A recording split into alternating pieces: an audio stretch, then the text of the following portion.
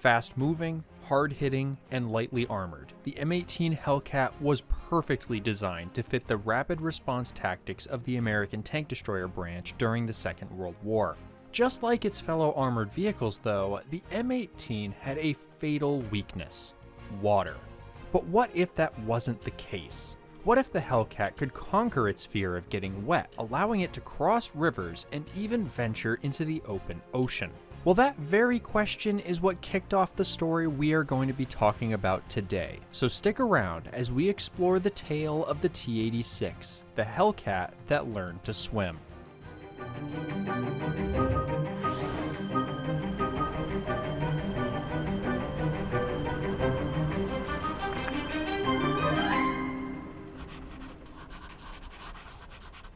Before we dive into our main topic though, I have a sneaking suspicion at least a few of you are listening to this in the background while playing a certain tank game. While I appreciate the support, depending on what browser you're using, this could be killing the performance of your PC faster than a spawn camper reaches your side of the map. That's where today's sponsor, Opera GX, comes in. Just like running your tank on the wrong fuel is a recipe for disaster, gaming without a browser built for gamers is only going to end badly. Not only does Opera GX include features like a built-in ad blocker and VPN, but with GX Control, it allows you to limit how much CPU and RAM it can use. Opera GX also offers a ton of customization options, including wallpapers, background music, sound effects, customizable UI, shaders, and more, with everything being completely customizable in the GX Mods menu. For example, I found this awesome Tanks theme inspired by the classic Wii Tanks game, but I don't really want to listen to the song on a loop for hours on end, so I can keep all the fun sound effects but simply disable the music. Opera GX also has ChatGPT integrated to level up your browsing. Although I don't use AI for my videos, it can be extremely handy for brainstorming ideas for titles and for finding deals on games or other products I might be looking to buy. Try out Opera GX for yourself today using my link below, and thanks again to them for sponsoring this portion of this video. Now let's get back to our main topic. From the very start, tank designers sought to find a way for their new weapon to defeat one of nature's most significant fortifications: water.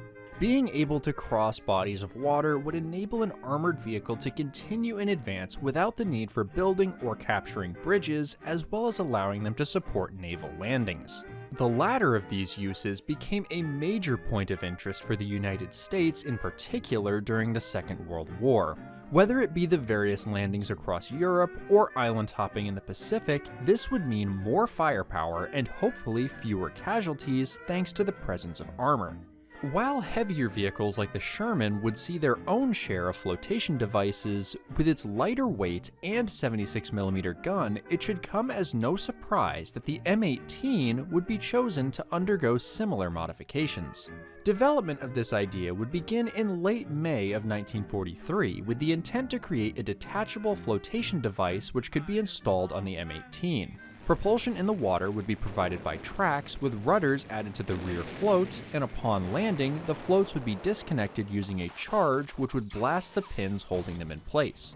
Designated Swimming Device T7, these were to be built for testing purposes starting in November 1943, with the first test being conducted on the 29th of December. In addition to the more obvious floats on the front and rear of the vehicle, the M18 was also fitted with long side skirts to improve the track propulsion, and later in February of 1944, a gun stabilizer was installed in an effort to improve firing capabilities while in the water. Initially, these stabilizers were to be fitted before the M18s were shipped, but it was instead decided to include them in the kit along with the rest of the flotation equipment to be installed before use. A total of 250 of these were approved for production in 1944 following testing, however, none ever reached combat. This may partly be due to things such as the open-top turret and the blast of the gun potentially damaging the floats. Regardless of the reason though, this would not be the only swimming Hellcat. At the same time development of the swimming device T7 was underway, work on a far more radical alteration to the tank destroyer would begin. Known as the 76mm Amphibious Motor Carriage T-86, instead of simply being a kit mounted to an otherwise normal M18, this would completely redesign the vehicle for swimming operations. Similar to other projects we've discussed in the past, such as the T-32, this sought to create a new vehicle while still utilizing as many existing parts as possible, in this case from the M18. To accomplish this, the designers essentially cut the Hellcat's hull in half, separating the upper half and turret from the lower half and adding a massive new hull in its place with the turret on top. For this project, a contract would be issued to Marmon Harrington, who you may know from their involvement with other tanks such as the MTLS and M22 Locust, with an order to produce 3 prototypes. Additionally, Sparkman and Stevens, a naval architecture firm, would assist with the design of the vehicles. These would eventually be designated as T-86, T-86E1, and T-87. However, before any work began on building the vehicles themselves, testing with 1/12 scale models was undertaken as shown in these photos. Following this, assembly of the full-scale prototypes began with the first pilot, designated T-86, completed in June of 1944. If you've never seen a vehicle like the LVT in person, it can be hard to get a grasp on just how massive these tanks actually are, and the T-86 was no different.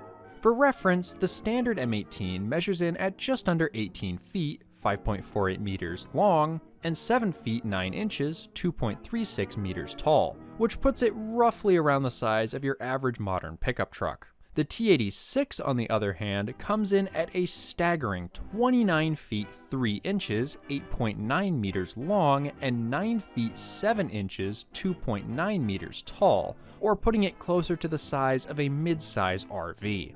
With the larger size also came additional weight, with the T-86 coming in at 45,000 pounds, 20,400 kilograms, compared to around 37,500 pounds, 17,000 kilograms for the standard M18.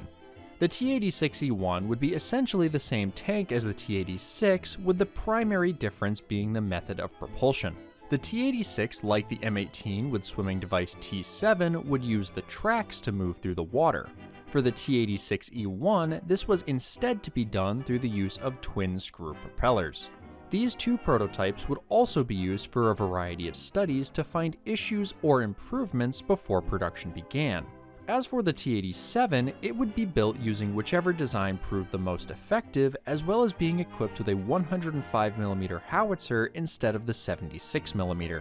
An alternative design for the T-87 was also submitted, which would more drastically alter the vehicle, but we'll talk about that a bit later. Besides the massive new hull, some other changes from the standard M18 design were necessary, both due to the amphibious nature of these tanks and the increased weight. This included special tracks based on those used for the light tank M24 Chaffee, with extensions added to the castings. Other water operation specific equipment like a bilge pump and rudders to assist with steering while swimming were also added. To prevent water from pouring into the engine compartment, the grills on the engine deck could be sealed, with the air instead being pulled in through the open turret roof. Now that we have a basic understanding of what the T-86 and T-86E1 were, let's take a look at how these 2 test beds performed during trials. If you'd like to read the full reports on these trials, be sure to check the sources linked in the description, as I'll be giving a more abbreviated version here. We'll start with the first prototype, the T-86, completed June 15, 1944. Outside of minor issues with bad seals or problems with specific parts, a few major issues were quickly uncovered. Attempts were made to create an exhaust stack on the rear of the tank to direct fumes away from the crew. Unfortunately, despite 2 different designs being tested, neither proved satisfactory. For one thing, the stack blocked firing angles over the rear of the vehicle, but more serious was the fact it caused gases to circulate into the turret. The report describes this by saying, "A new stack cap was built to prevent the recirculation of exhaust gases through the turret, which occurred to some extent at all times with the original cap. The amount was generally sufficient only to cause extreme discomfort for the turret crew when the turret cover was in place, but this was judged ample reason for making a change." And, The original stack cap directed enough of the exhaust gases forward so that with only a light breeze and the cover closed, the turret was extremely uncomfortable on all courses. The new stack cap corrected this, but may introduce other serious difficulties in heavy surf. Along with this, the engine oil temperature was found to run slightly above the recommended maximum safe temperature. This was seen as manageable for testing purposes, but would need to be addressed before production. Similarly, the original driver and co-driver's positions were found to be all but useless while in the water, leading to the addition of a third position in the center of the hull just in front of the turret. This also helped with the driver's ability to judge how much rudder was needed to turn the vehicle, thanks to him being positioned further back from the bow of the hull.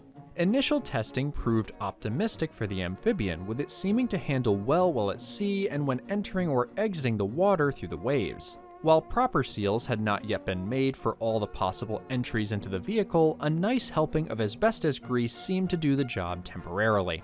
The inside of the vehicle remained mostly dry thanks to the bilge pump and canvas turret cover, which blocked any spray from reaching inside. The size of the rudders were also deemed to be too large, impacting the turning performance in the water. One interesting thing to note here is that according to the report, the controls of the rudders were done using a steering box and steering wheels from the Willys Jeep. One of these wheels was mounted centrally between the driver and co-driver's position so either could reach it, with the second being mounted in the new additional driving position in front of the turret. With the T-86 already a promising design, the high hopes for the T-86E1 with its improved propulsion system would seem like a no-brainer.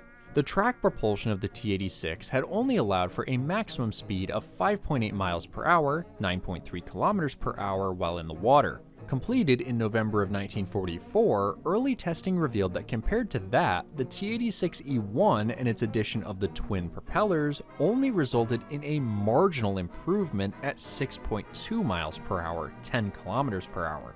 An alternative configuration with a single large propeller and the engine raised to allow higher mounting did make an improvement, but this still was only estimated to allow a max speed of 7.2 miles per hour, 11.6 kilometers per hour while at sea, below the desired 7.5 miles per hour. This figure is also taking into account a proposed change from the R975C1 radial engine to the improved R975C4, which provided an additional 50 horsepower over the original 350 horsepower of the C1. For this reason, the choice was unsurprisingly made to continue with track propulsion for the T-87 over the propeller, which wasn't really worth the added complexity to increase the speed by just 24%. As I alluded to earlier, the final report from Sparkman and Stevens also includes an alternative design for the T-87. This was a far more significant departure from the M18 compared to the T-86's, with the turret shifted to the front and hull extended. Not much information on this exists as it was never built, but the description in the report reads as follows. This drawing demonstrates the recommended trend in new amphibious tank design. It is intended to incorporate desirable features with lesser restrictions in time required to build pilots. The rear drive allows for moving the turret forward. The addition of a sixth bogie increases ground contact area and decreases unit ground pressure. How well this would have performed compared to the T-86 and T-86E1 is unclear. The originally planned T-87 would be completed the following year in July of 1945, but it would not see much testing, with the entire program being cancelled following the war ending and both interest and funding for the project vanishing with it. This is not to say the amphibious M18 project was a resounding success only killed by timing though, with the landing vehicle board noting that even though the T-86 was seaworthy, that was about where the good things ended and it was not ready for military use in late 1944. While it certainly could have been done, the vehicle was simply no longer necessary for a peacetime military. Normally, this is where the story ends, but as I was wrapping up this portion of the script, I discovered yet another attempt at an amphibious M18. Known as the LVT 76mm gun carrier, this was an attempt by Marmon Harrington in 1951 to create a new amphibious tank incorporating the Hellcat turret. The hull for this was a new Amtrak chassis rather than the Hellcat one, but this similarly ran into issues during the prototype stage, never reaching completion. This appears to also be the only surviving example of an amphibious Hellcat, with the incomplete prototype being kept at the Marine Corps Logistics Base in Barstow, California. I'm not certain if it's still there today, as it may have been moved more recently, so if you've seen it and it was somewhere else, please let me know in the comments, as it can be very hard to track these vehicles down thanks to the lack of information we get regarding these tanks from the military. According to the book Can Openers by Nicholas Moran, another source I used heavily for this video, the T-86E1 was sent to Aberdeen Proving Grounds to be kept along with other vehicles for historical purposes. However, I have been unable to find any newer photos showing any of these vehicles on display. It's possible they have been relocated, but it's equally likely they were scrapped at some point in the 80 years since the project ended.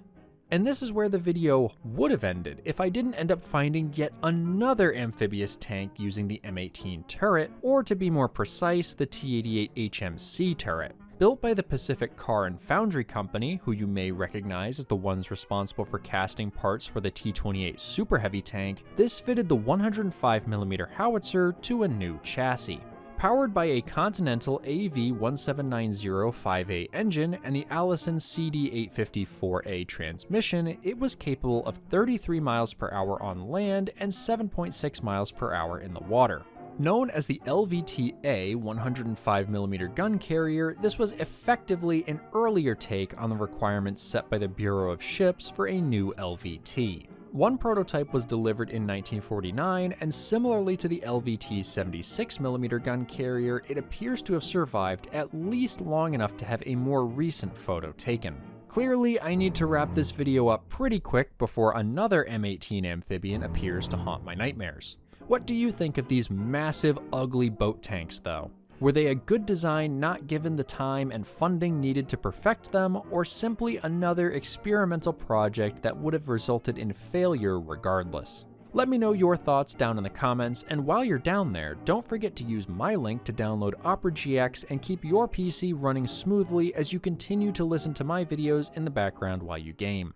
Huge thanks again to them for sponsoring and making sure I can keep being tortured by the sight of these amphibious tanks. As always, thank you all for watching, and a special thanks to my ConelyFans who also help keep this channel going. If you liked this video, why not check out my previous episode on the M18 Hellcat itself and the fascinating story of the fastest tank destroyer of World War II.